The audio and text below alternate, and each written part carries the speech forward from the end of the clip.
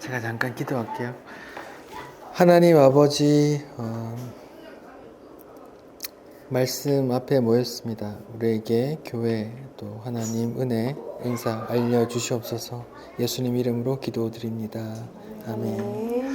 잠깐만요. 제가 요거를 카톡으로 올려드려야 되네.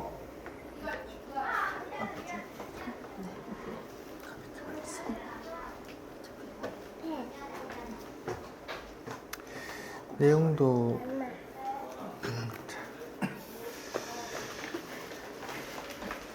자, 본문을 읽어볼게요. 에베소서 4장 7절부터 12절입니다. 에베소서 4장 7절부터 12절이요. 제가 한번 읽어볼게요. 우리 각 사람에게 그리스도의 선물의 분량대로 은혜를 주셨나니 그러므로 이르기를 그가 위로 올라가실 때 사로잡혔던 자들을 사로잡으시고 사람들에게 선물을 주셨다 하였도다. 올라가셨다 하였은즉 땅 아래 낮은 곳으로 내리셨던 것이 아니면 무엇이냐. 내리셨던 그가 곧 모든 하늘 위에 오르신 자니 이는 만물을 충만하게 하려 하심이라. 그가 어떤 사람은 사도로 어떤 사람은 선지자로 어떤 사람은 복음 전하는 자로 어떤 사람은 목사와 교사로 삼으셨으니 이는 성도를 온전하게 하여 봉사의 일을 하게 하며 그리스도의 몸을 세우려 하심이라. 아멘. 자, 에베소서 28번째 분량대로 은혜를 주셨으니 라는 제목으로 말씀 나눌게요. 자, 에베소서 4장을 보면 4장 1절부터 3절은 제가 부르심에 합당하게 행하라는 제목으로 메시지를 전했어요. 부르심에 합당하게 행하라는 메시지 기억나세요? 우리의 부르심이 어떤지를 늘 기억하라는 말인데 우리의 부르심은 뭐 자격 없는 우리를 부르심이죠. 그걸 늘 기억하는 게 은혜 안에 있는 거고 부르심에 합당하게 행하는 거다. 그리고 거기서 이제 얘기한 겸손과 온유, 오래 참은 사랑 이런 거는 뭐라 그랬어요? 성령의 역사물이라 했습니다. 예수 안 믿는 사람도 의지, 이 악물고 겸손, 온유 뭐 그렇게 흉내 낼 수 있지만 그런 거 말하는 게 아니라 했어요. 성도 안에서만 역사하는 예수님을 주라고 고백하는 그 성도 안에서만 역사하는 성령님의 그 역사 가운데서 일어나는 그런 열매를 말하는 거라 했습니다. 그리고 4절에서 6절은 하나됨에 대해서 말씀을 계속했어요. 성령도 한 분이고 세례도 안 하고 몸도 안 하고 하나님도 한 분이시고 만유의 아버지로부터 우리 모두가 한 소망 안에서 부르심 받았어. 이런 메시지를 전했다고요. 직업이 우리가 다 다르지 뭐 교육 수준도 다 다르고 부호 정도도 다 다르고 생김새도 다르고 뭐 환경도 다 다르지만 우린 모두 다 한 분이신 그 하나님의 소망 가운데서 부르심을 받았어. 이렇게 나눴습니다. 그 우리를 부르신 그 하나님의 소망이 뭔데요? 그 소망이 뭐라 했습니까? 그에게 은혜를 베풀어 그 은혜 받은 그들이 나를 찬송하게 할 거야 라는 그들로부터 찬송을 받아야지 하는 그 소망을 가지고 우리를 부르셨단 말이에요. 그래서 그 부르심 앞에서는 우리가 다 평등하다. 또 그 부르심 앞에서는 우리가 다 동일하다. 죄인됨에 자격 없는 그런 걸로 다 똑같다. 이런 말씀을 드렸어요. 자, 그런 가운데서 4장 7절부터는 이제 전혀 또 다른 얘기를 하는 것 같아요. 이때까지는 계속 하나라는 얘기를 계속 한 것 같아요. 부르심에서 앞에서도 우리가 하나고 자격 없는 죄인이고 다 똑같다. 또 우리를 부르신 그 하나님의 소망, 그 한 소망도 똑같다. 은혜 받은 자들로 통해서 찬송받아야지 하는 그 하나님의 소망. 우리 다 그래, 다 똑같아. 하나님도 한 분이고 성령도 한 분이고 세례도 안 하고 몸도 안 하고 그래, 우리 하나구나 라고 이제 알았는데 7절부터 당장 나오는 게 뭐예요? 각 사람에게 그리스도의 선물의 분량대로 은혜를 주셨어 라고 말해요. 근데 갑자기 각 사람에게 뭔가 분리되는 그런 느낌이에요. 각 사람에게 은사가 다 다르나? 난 뭐지? 뭐 이런 느낌이에요. 이때까지 계속 하나라고 얘기하다가 이번엔 뭐 이제 은혜가 각기 다르다고 이런 느낌이 드는 거예요. 좀 본론으로 들어가기 전에 이 구조를 좀 말아야 되는데, 자, 7절을 읽고 바로 11절, 12절을 읽으면 이해가 돼요. 8절에서 10절을 이제 빼버리고 제가 한번 읽어볼게요. 7절, 우리 각 사람에게 그리스도의 선물의 분량대로 은혜를 주셨나니. 11절, 그가 어떤 사람은 사도로, 어떤 사람은 선지자로, 어떤 사람은 복음 전한 자로, 어떤 사람은 목사와 교사로 삼으셨으니 이는 성도를 온전하게 하여 봉사의 일을 하기에 그리스도의 몸을 세우려 하심이라 하면 연결이 돼요. 근데 7절 다음에 8절부터 10절이 들어가 있어요. 다른 성경에 보면 이렇게 갈로 안에 들어가 있어요.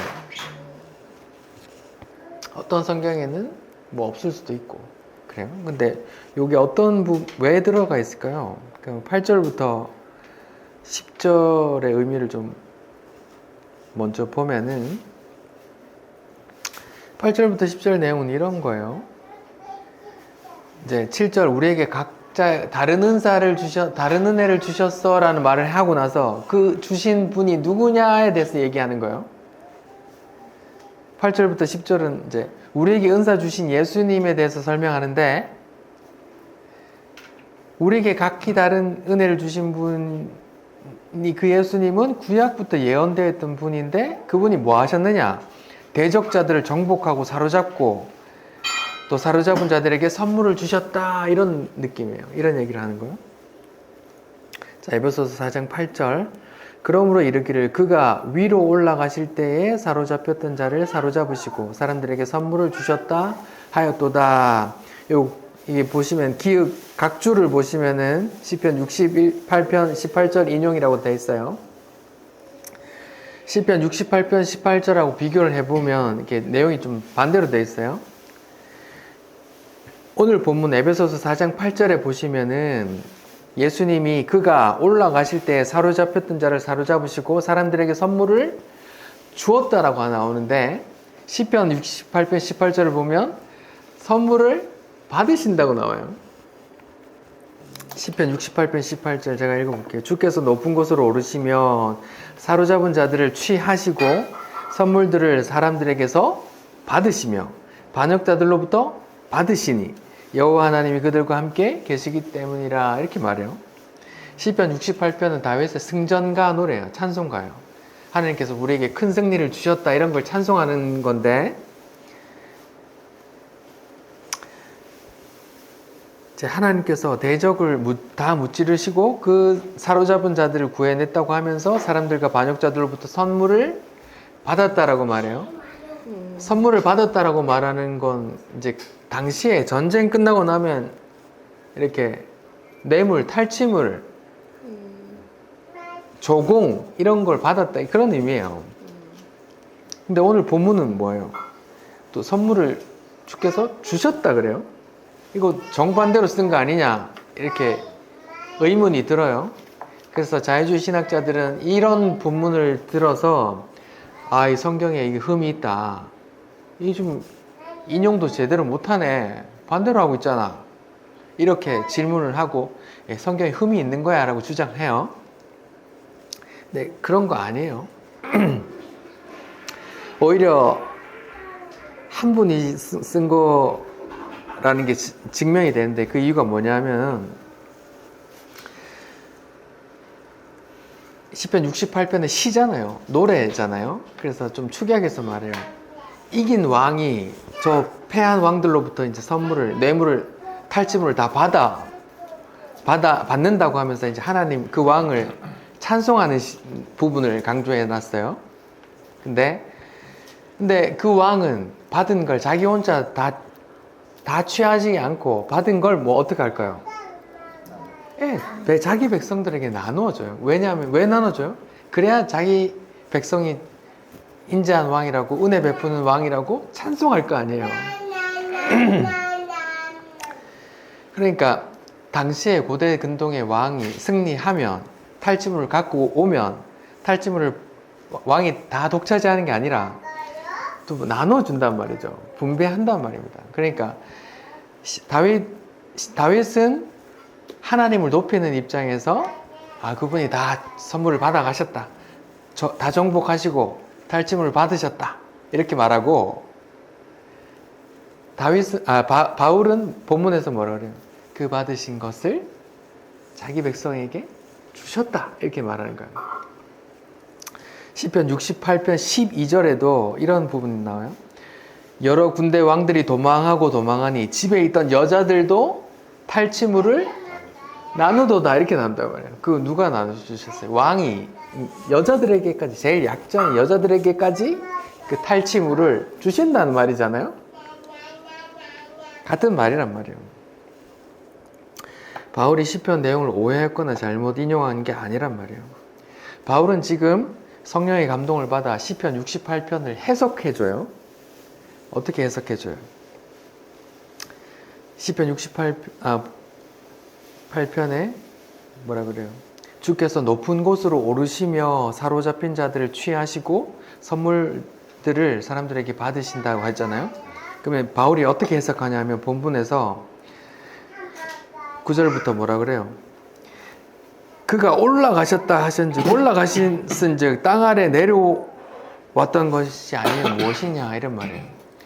주께서 다시 올라가셨어. 선물을 받아서 올라가셨어 라고 시편에 써 있는데 다윗이 해석하기를 뭐래요? 올라가셨다고 하면 그 전에 뭐였단 말이에요? 위에서 내려오셨다는 걸 말하는 거야 하면서 해석해 준다고요.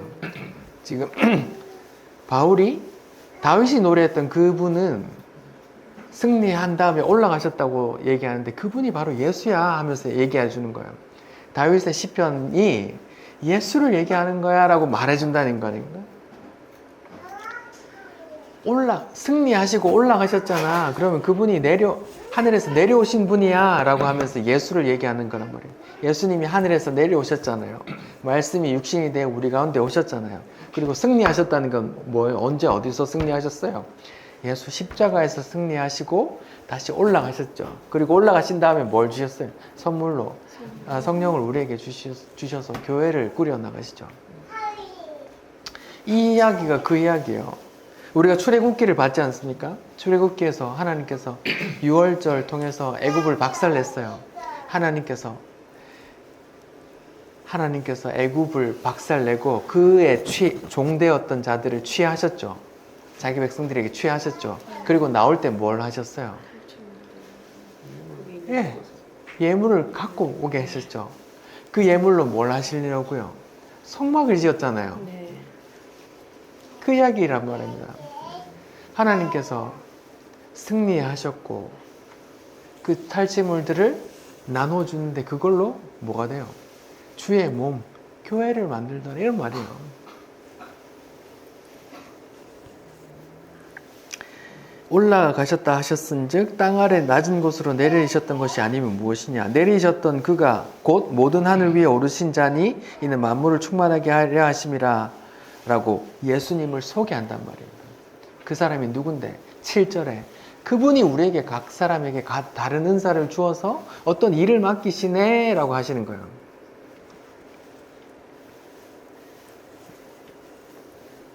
(7절에) 그리스도의 분량대로 은혜를 주셨다고 나오는데 여기 문맥상으로는 은사가 더 맞아요. 은사를 주시는데 은사를 각자 주셔서 어떤 사람은 사도로, 어떤 사람은 선지자로, 어떤 사람은 복음 전하는 자로, 어떤 사람은 목사와 교사로 삼으신다라고 말씀을 하시는 거예요. 이걸 지금 부르심으로 얘기하시는 게 아니라 뭐예요? 은사로 이야기를 하세요. 얘는 이런 분량대로라는 말은 얘는 많이 주고 얘는 조금 주고 라는 의미가 아니라 얘에 맞게 알맞게 준다 이런 말이에요. 얘는 고집스러워. 근데 일관돼. 그럼 얘는 이런 걸 이용해서 이런 은사를 내가 줬으니까 이거를 좀 맡겨야지.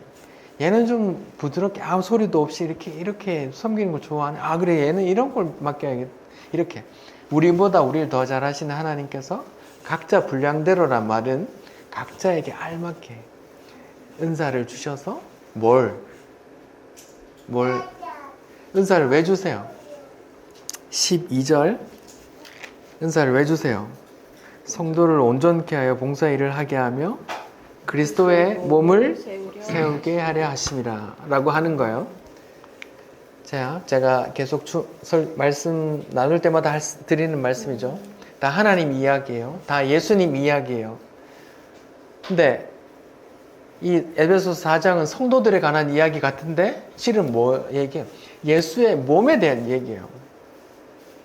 하나님은 다 그냥 자기 얘기, 예수 얘기, 예수의 몸 얘기하고 싶은 거예요.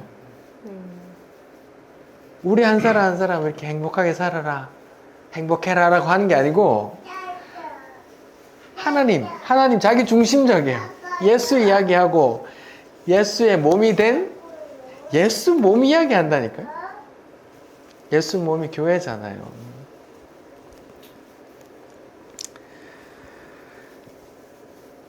자, 마태복음 12장에 예수님이 귀신을 쫓아내니까 막 유대인들이 저 인간 저거 바알세불 귀신의 왕의 힘을 빌어서 귀신을 쫓아낸다라고 욕하니까 야 그러면 그 귀신의 나라가 서로 싸우는데 되겠냐 하면서 내가 강한 자를 결박한 다음에야 그 세간을 뺏어오지 않겠니 하면서 말씀하신단 말이에요. 이거를 이제 어떻게 해석해요? 예수님께서 어떻게 십자가로 사단의 머리를 박살내시고 사단의 종되었던 내 백성을 탈취해 온단 말이에요. 그게 출애굽기에서는 애굽을 박살내고 애굽의 종이었던 이스라엘을 빼내오는 그림이고, 예수님의 축비 사역, 어떤 사람이 있어요. 어떤 사람이 귀신 들려 귀신의 종되어서 살고 있는 사람이잖아요. 그래서 그 귀신을 쫓아내야, 그리고 그 사람을 자유롭게 해주잖아요. 사로잡은 자, 먼저 그 사람을 사로잡고 있는, 종삼고 있는 그 귀신을 묵사발 내고 그 사람을 내 것으로 취하잖아요.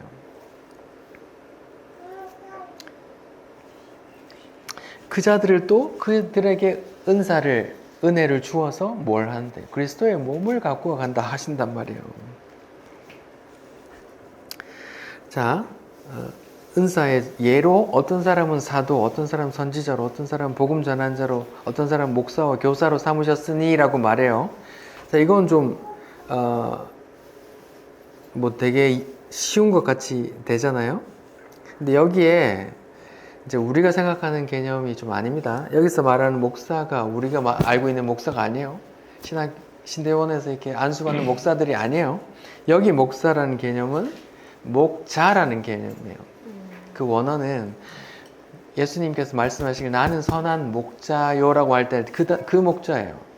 목사라는 말이 아니라 돌보는 사람, 양을 지키고 돌보는 사람, 이런 의미가 있단 말이에요. 결론은 이제 사도, 선지자, 복음 전하는 자, 목사, 교사가 다 말씀 전하는 놈들이에요. 가르치고 말씀 나누는 사람들이에요. 이제 신학자들은 여기서 이제 제일 끝에 말한 교사가 오늘날 목사에 포함시키니 많이 이런 논의가 있어요.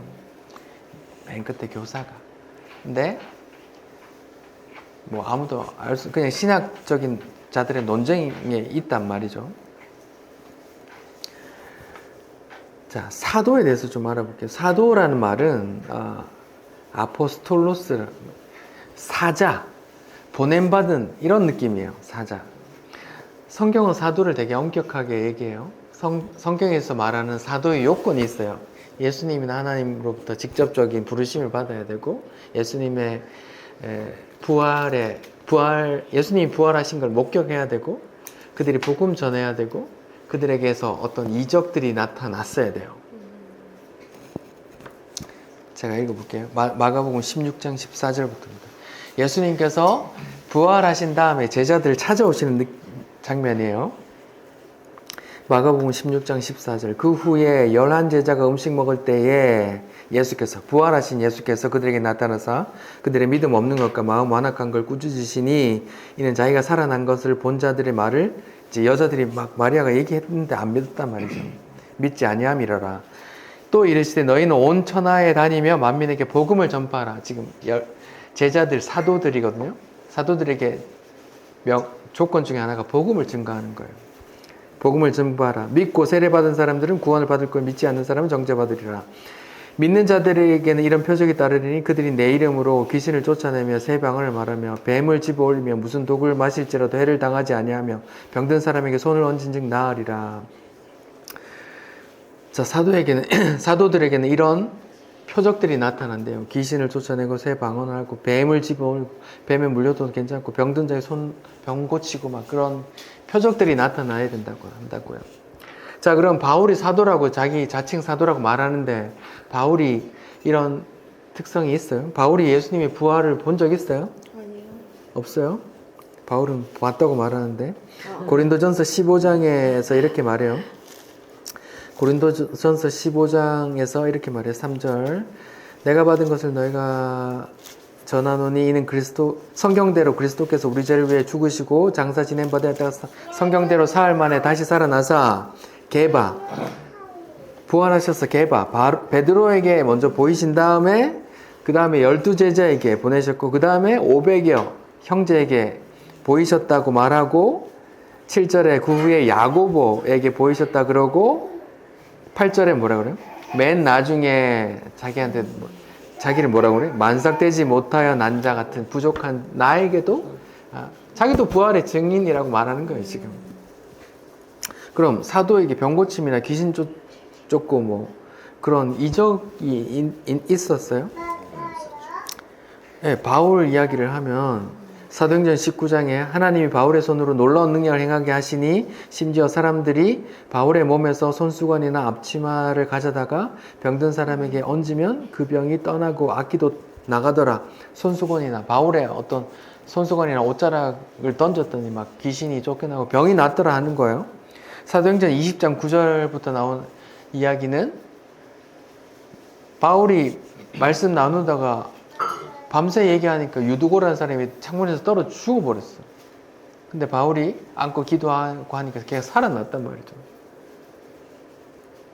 그러니까 바울이 죽은 자도 살리는 어떤 표적을 행하는 거예요. 그리고 사도행전 28장에 보면은 이제 로마로 가는 배 안에서 배가 침몰하거든요. 그래서 원주민들이 이제 어떤 섬에 떠내려와서 원주민들이 건져 보니까 불태워서 몸녹이라고 불태워주는데 보니까 독사가 나와가지고 뱀을 물고 있네.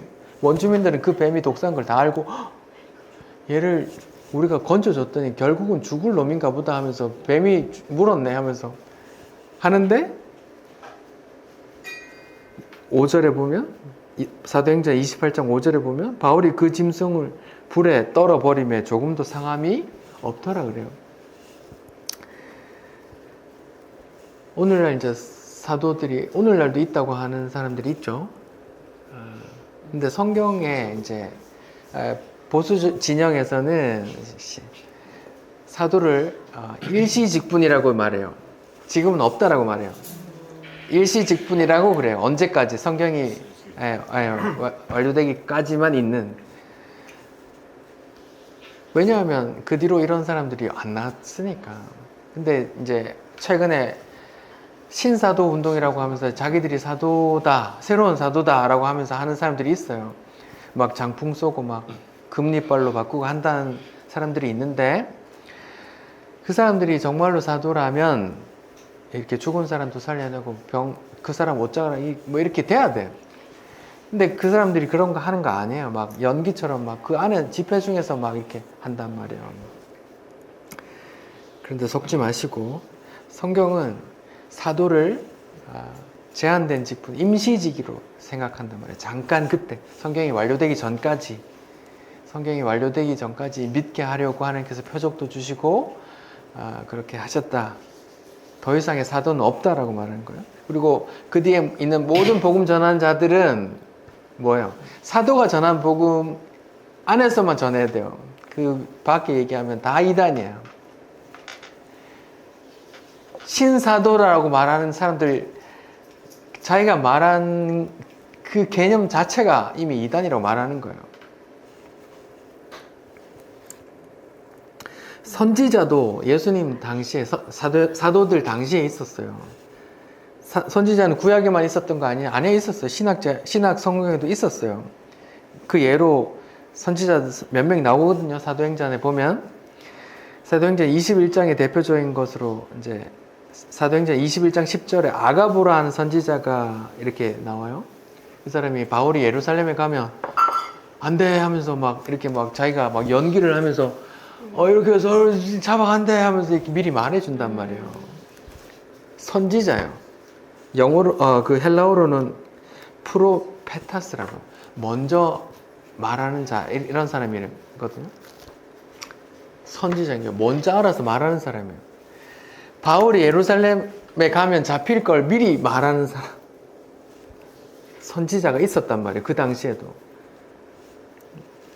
선지자도 지금은 임시직이라고 봐요. 왜요? 성경이 완료됐기 때문에 그래요. 더 이상 미리 말할 게 없어요. 성경에 다 예수님 다시 오시는 것까지 말해놨기 때문에 그래요. 복음 전하는 자는 유앙겔리온, 유앙겔리테스 이렇게 복음 전하는 자예요.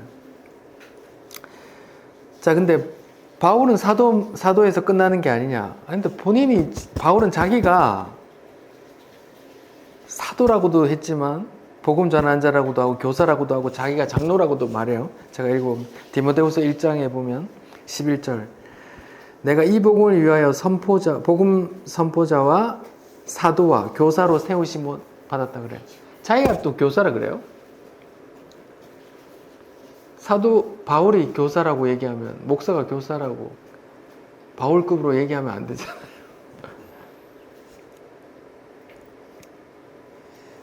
또 베드로전서 5장에 보면 장로들에게 말하는데 자기도 또 장로라 그래요. 너희 중에 장로들에게 권하노니 나는 함께 장로된 자요. 그래서 자기 스스로를 함께 장로된 자라 그래요. 그러니까 이제 우리가 생각하는 그런 목사 개념이 아니고 우리가 생각하는 교회 교사가 그 교사가 아니란 말이에요.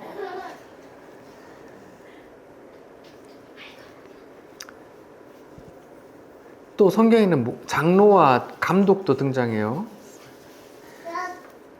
사도행전 20장 17절에 이제 바울이 이제 예루살렘으로 이제 가서 나 잡힐지도 몰라 하면서 가기 전에 이제 고별 설교를 에베소 장로들을 불러서 말하거든요. 장로들 다 불러 청하니 이런 말이 나와요. 여기서는 또 17절에서는 장로들이라고 말하고 28절에서는 여러분을 또 감독자라 그래요. 그래서 이 두 개가 같은 개념인데 장로교에서는 장로라 그러고 감리교에서는 감독이라 그래요. 둘 다 하는 직분은 같아요. 오늘날 개념 속에서는 목사는 다 장로고 감독이 맞아요. 교회를 돌보는 사람들이거든요. 장로고 감독이가 다 같은 개념인데 두 개의 기능을 해요. 뭐요? 오늘날 교회에서 말하는 헌법상에는 다 두 개의 역할을 해요. 강도권, 설교, 강단에서 설교하는 강도권, 그리고 치리권, 권징이라고 해요. 성도들을 다스리는 치리권. 이 두 가지를 함께 행사하는 사람을 목사라고 하고 강도권은 안 주고 치리권만 하는 사람을 또 그냥 장로교에서는 장로라고 말해요.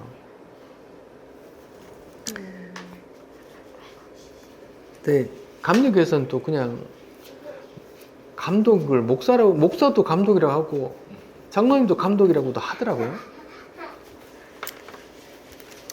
아무튼 사도행전 20장에 당신들을 장로라고 말하기도 하고 여러분이라고 하면서 감독이라고도 말해요. 그게 똑같은 개념이에요. 그래서 하나는 장로교라고 하나는 감리교라고 해요.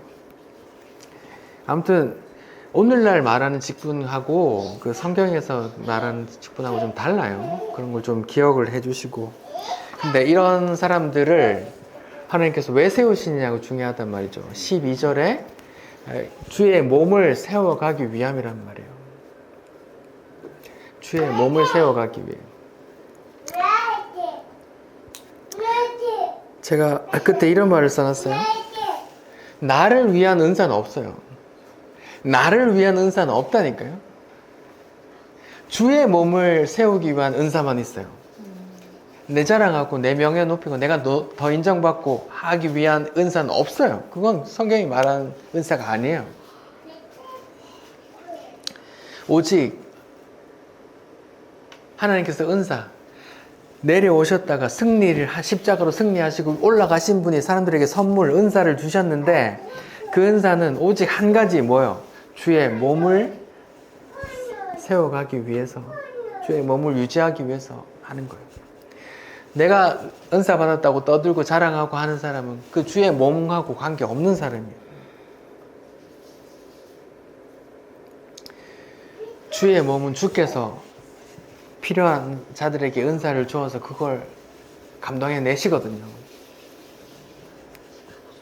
은사의 얘기가 고린도전서 12장에 제일 많이 나와요. 고린도전서 12장을 한번 볼게요.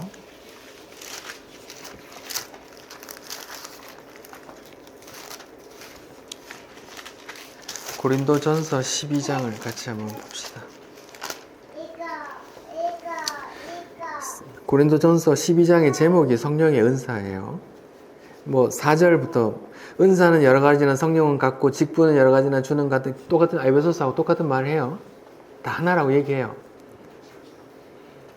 12절 몸은 하나인데 많은 지체가 있고 몸의 지체는 많으나 한 몸 같은 계속 똑같은 말 하죠.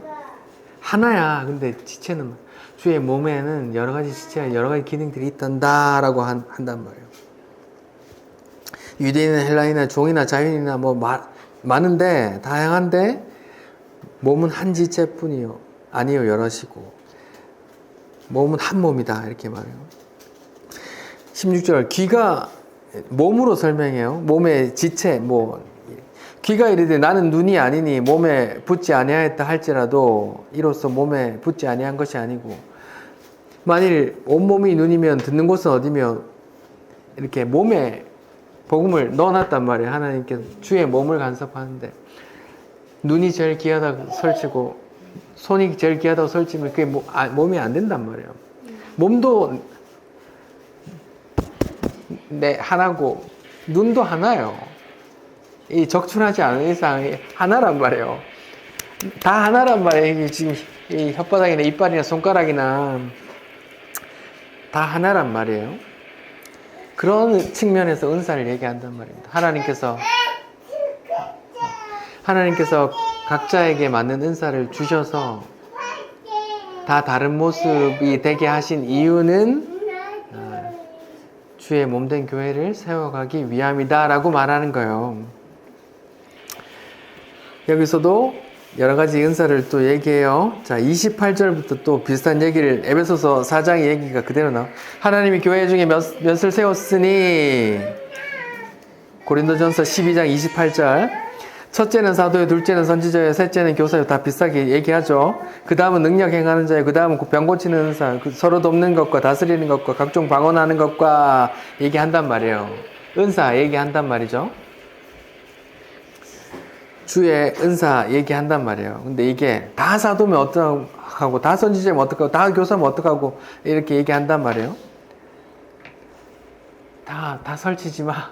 주의 몸을 위한 거야 라고 말하면서 31절 12장 은사에 관한 장을 마치면서 뭐라고 말해요? 너희는 더욱 큰 은사를 사모하라 라고 하면서 13장에 무슨 얘기가 나와요? 사랑이 나와요. 그러면 더 큰 은사가 뭔데요? 사랑으로 귀결된다는 거예요. 그러면서 방언을 하고 천사의 말을 할지라도 사랑 없으면 그냥 꽹과리 소리 같아. 사랑으로 귀결돼. 왜? 한 몸이거든 하면서 얘기한단 말이에요. 그 부르심이 다 똑같거든. 자격 없는 부르심. 우리를 부르신 그분의 소망이 똑같거든. 그러면서 다 주의 사랑을 받은 자잖아. 주의 은혜를 받은 자잖아. 하면서 그 사랑으로 끝난단 말이에요. 은사의 결론은 사랑이거든요. 이거 다 아무것도 아니야. 사랑이 최고야. 라고 말한단 말이에요. 그 사랑은 뭘 위한 사랑인데요? 그리스도의 몸을 위한 거란 말이에요. 근데 우리가 목사, 선교사 뭐 이런 것만 세움 받은 게 아니죠. 은사가 아니죠. 뭐 방언도 아니고 다 각자 다 하나님께서 다 주셨어요. 우리가 다 다르잖아요. 예를 들면 저는 잔소리하기 좋아하고 봄이 엄마는 품어주길 좋아하잖아요. 각자의 섬기는 바가 다른 거예요. 왜요? 다 다른 모양으로 하나는 손가락, 하나는 발가락, 하나는 엄지손가락, 하나는 집게손가락, 하나는 꼬집는데 잘 쓰이고 하나는 후배 파는데, 하나는 누르는데 잘 쓰이고 하나는 눈이고 하나는 코고 이렇단 말이에요. 그게 오늘 본문에 말하는 대로 그리스도께서 각자의 분량대로 은사를 주신다는데, 각자의 분량대로는 말은 우리에게 꼭 맞는 은사를 주셔서 교회를, 주의 주의 몸을 섬기게 한단 말이에요. 사람이 간판 달고 이게 교회다, 다 교회 헌신해라고 하는 그 교회 말하는 게 아닙니다. 같을 수도 있고 다를 수도 있죠. 예수께서 택한 자들, 자기 백성에게 은사를 주시는데 그 은사를 주시는 목적은 뭐예요? 주의 몸, 자기 몸을 세워가기 위함이고 보존하기 위함이고, 자기 몸을 보존해야 뭐가 드러나는데요? 그들이 찬송할 거 아니에요, 하나님을. 그게 하나님이 우리를 부르신 그 소망이라면서요.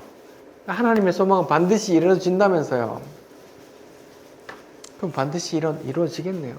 우리가 만약에 교회라면, 우리가 만약에 주의 몸이라면 각자의 각자의 은사가 다를 거고 각자의 은사대로 섬기게 되겠네요. 그렇죠? 그러니까 저는 왜 저렇노? 이렇게 말할 필요 없단 말이에요. 하나님께서 주셨어. 우리가 뭐라고 말하겠어요?